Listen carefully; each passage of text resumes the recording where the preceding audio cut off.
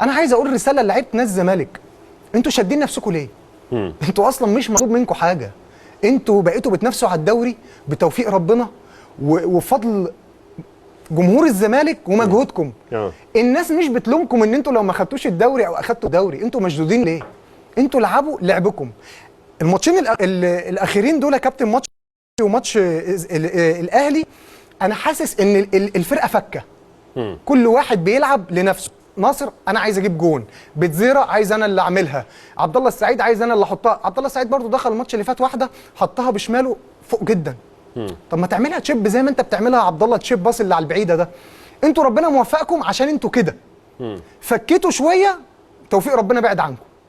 فانا بقول لناصر ركز الفتره الجايه، سواء انت في المنتخب او مش في المنتخب، اعمل اللي عليك، سيب الناس تتكلم. معلش يا كابتن ناصر، الفتره الاخيره دي قبل الماتشين اللي هم بتوع انبي والاهلي، مصر كلها ناصر لازم يروح المنتخب.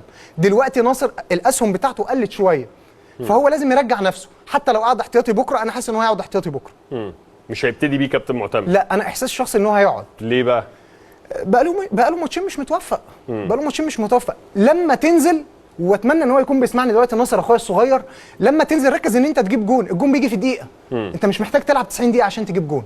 انت ممكن تنزل اخر 10 دقائق تجيب جون. فربنا يوفقه، وناصر لعيب كويس واضافه لمنتخب مصر. انا شايف ان هو حاليا كمهاجم مصري رقم واحد، مفيش حد على الساحه.